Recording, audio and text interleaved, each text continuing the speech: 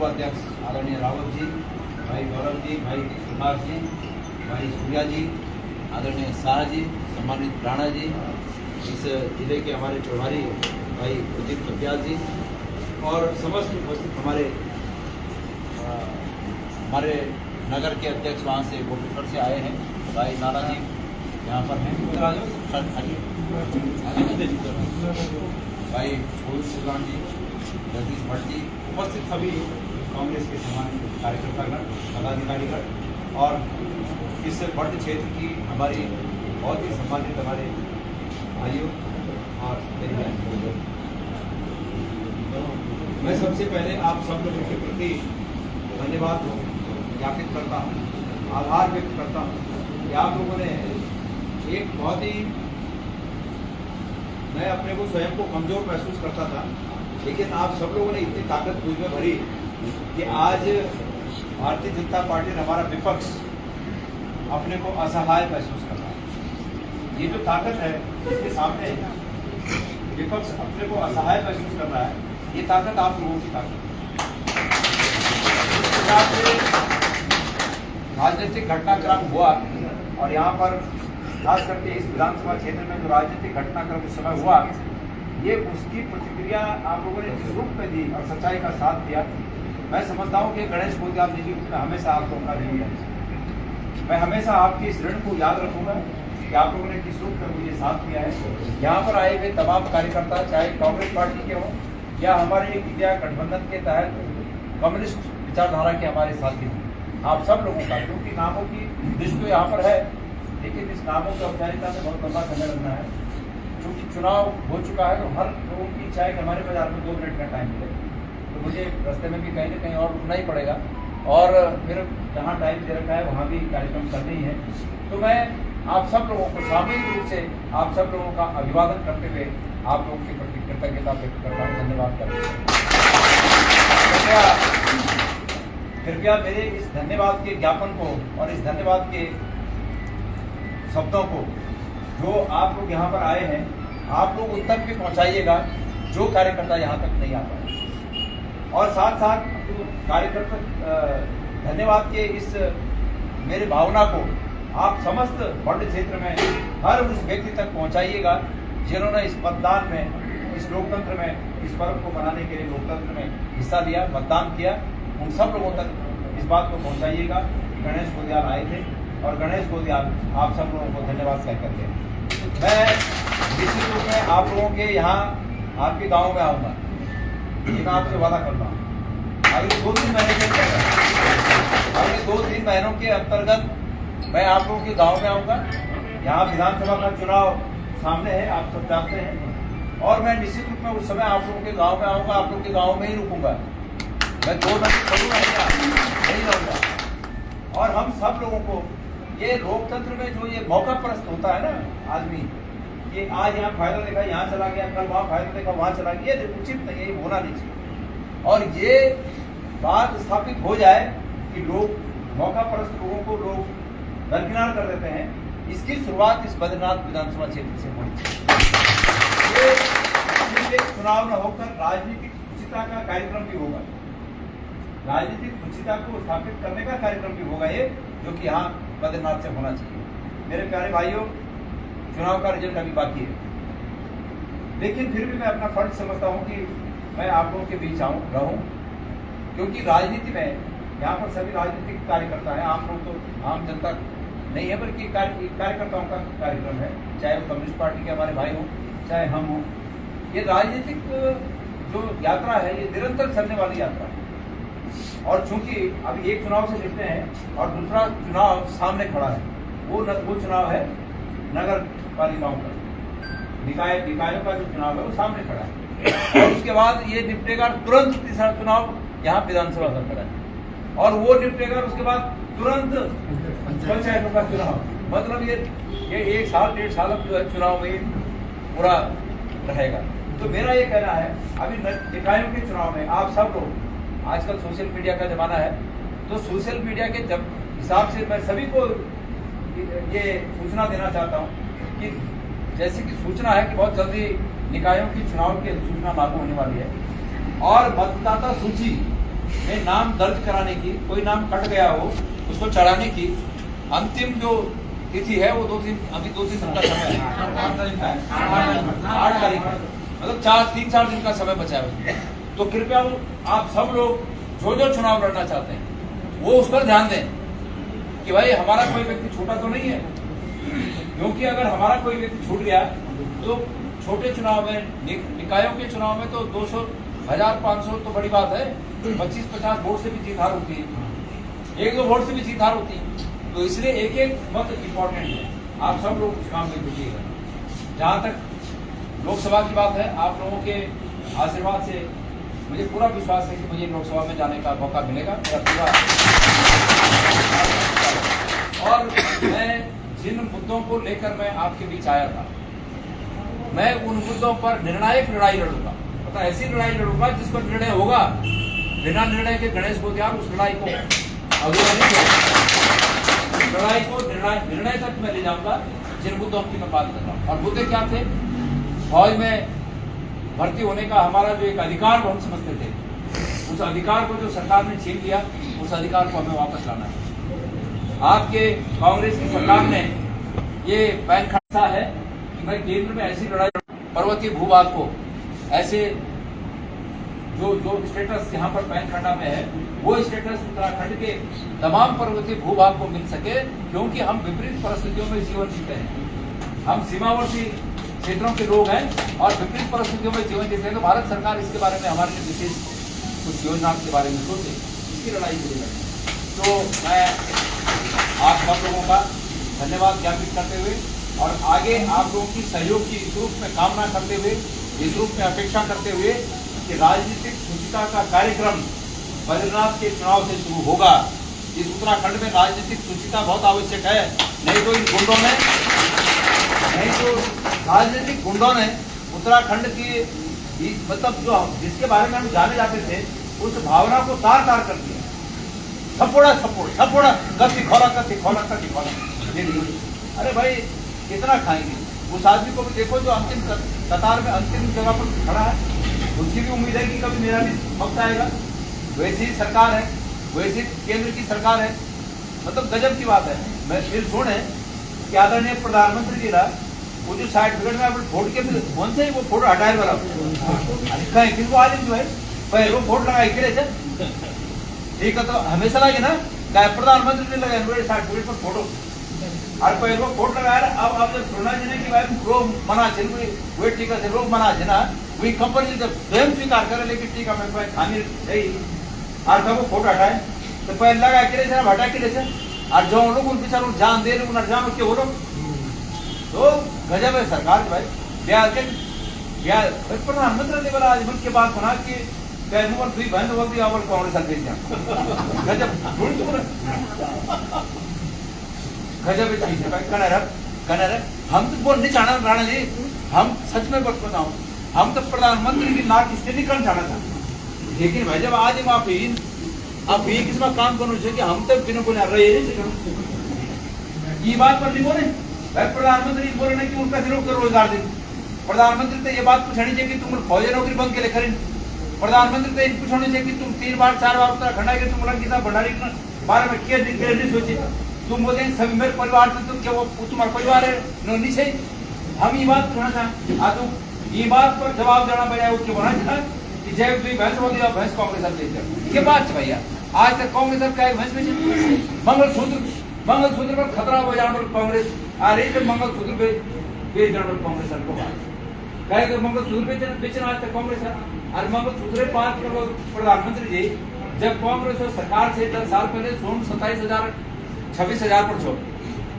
27,000 पर छो सोना आज फोन कभी पड़ता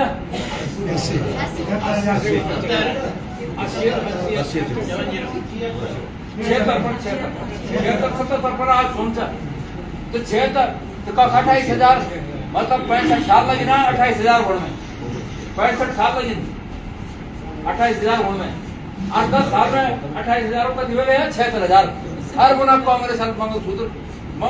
तो तुम खाई ना रोज बढ़ाई नहीं कोई आजकल आज जो मैं यहाँ आपसे पता होना चाहूँ मेरे भी परिचित थे तुम्हारे भी वाला लोग बच्चों को मैं आधा तोला मुट्ठी नहीं बना सकना नहीं मगर दूसरे दूर बात है और जो आज का वो केंद्र करना नकली होना चाहिए बाजार बटी उम्र उपयोग करना चाहिए मजबूरी से वो मतलब क्या बोलते हैं आर्टिफिशियल मंगलसूत्र आर्टिफिशियल कौन में उपयोग करना चाहिए लोग ये किसमें स्थिति कर दे सके और कांग्रेस को गजब थी गजब और दूसरी बात है लोग कहीं इसको थोड़ी जरूरत है हम तुम सब हमारा कार्यकर्ता शहर चाहे कम्युनिस्ट पार्टी लोग ना हम सब राजनीतिक कार्यकर्ता था लोग तो इन बताने जरूरत है कि जाति न पूछो साधु की पूछ लीजिए ज्ञान मोल करो तलवार का पड़ा रहने दो ज्ञान बता क्या बोलते हैं बता लोग क्या बोलते हैं ना वो जाति तो अच्छा दिन ना या बहुत शैलेंद्र भाई को बोला ये तो अच्छा दिन ना पर पार्टी ये बोलते ना वो तो बोल दे ना कि आप जात नहीं पूछना अपनों की भाइयों पूछना चाहिए ज्ञान और मोल तो कर देना तलवारी को ही और दगड़ में मिली ज्ञान ज्ञान भूमि जान मोल तलवार हो ज्ञान की कीमत हो तो ये बात वो सब पहुंचाने होते हैं जो इन बोलते ना कि पार्टी क्या पार्टी के लिए पार्टी का एक पहुंचा अच्छा दूसरे पार्टी में भी अच्छा काम करो और ये पार्टी में भी अच्छा काम करो और खराब आदमी को भी खराब काम करो खराब काम करो पार्टी प्लेटफॉर्म से आज बीजेपी की सरकार से और पहले कांग्रेस की सरकार से तो कांग्रेस की सरकार में तो नहीं फौजी नौकरी बंद प्रधानमंत्री कांग्रेस अब वाला लेकिन आज बीजेपी सरकार से वो प्लेटफॉर्म से लेकिन आदमी की सोचा कि वो एक दिमाग में फतूर से कि भाई फौज में बहुत खर्च होना चाहिए और फौजी नौकरी से बंद कर जाए और जो 16 लाख करोड़ अपने दौड़ी उतर पार्टी ना जना लोन माफ करे ऊपर कुछ नहीं और जना लोन माफ करे ना वो लोन माफ करना बाद बैंकों में जो घाटा है वही घाटा तक अंदर बना चाहिए पता है आपको हर एक का खाता चेक करें साल में कम से कम 500 रुपए हर एक का खाता में कटे कबर 10 रुपए कबर 20 रुपए काटे नहीं ना बैंक में जाए पैसे निकाले जाए तो पैसे काटने पैसे डाले जाए तो पैसे काटने था नीचे भी नहीं रहेंगे पैसे कट जाएंगे तभी पैसे काटने था 1000 रुपए से नीचे रहेंगे और न जाएगा न निकाले जाए न डाले जाए तब भी कटे तो वो घाटा था इनका पूर्ण करना चाहिए जो हमारे फीस उबटी ठगना चाहिए हमारे अकाउंट पर ठगना चाहिए तो आप ही किस लोग काम करना चाहिए खैर अब नेता भाषण न बता रहे बहुत लंब हो जाता मैं अपने भाषण को सीमित करूँ और मैं आप लोग से निवेदन करना चाहूँ कि जो अभी हमारे सामने ये टास्क छे ना यूँ टास्क वास्ता ये जो चुनाव होना छे ना एक वास्ता आप सब लोग जनता ने प्रिपेयर करा और जनता को बोला कि भाई ये राजनीतिक सुचिता स्थापित होना चाहिए 2 मिनट और ज्यादा पर एक बार में बाहर तक जाना था मतलब जहाज से जाना था दिल्ली एयरपोर्ट पर छो और जहाज ट्रेन छो 1:15 12 बजे ठीक हम पहुंचना जब हम बटे जहाज में किधर बैठते तो वो स्टाफ होता एयर इंडिया जहाज छो हम खड़े हुआ हूँ तो उनको बताया भाई जहाज जो से लेट होगा आधा घंटा और लगो तो सवाई को मतलब कौन सी टाइम होगा हम इंतजार करें जब हम इंतजार करें तो पौन से पहले फिर अनाउंस करें कि और आधा घंटा लेट होगा जब थोड़ा लोग बड़ी से ना तो मैं यह कार्य जा रहे बड़ी तो वे कौन पहले करें तो और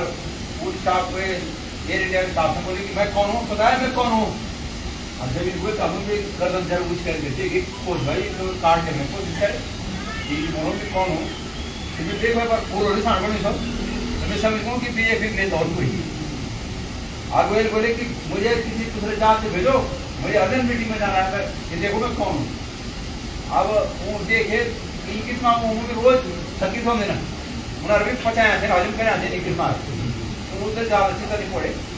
और उन जब पब्लिक भड़कन देखे तो उनको बोले कि भाई सबके लिए हमारी तरफ से कॉम्प्लीमेंट्री भोजन की व्यवस्था है पुराने नंबर स्टॉल पे आप सब लोग वहाँ जाकर भोजन करो आप लोग वो झगड़ कम से बजाय लोग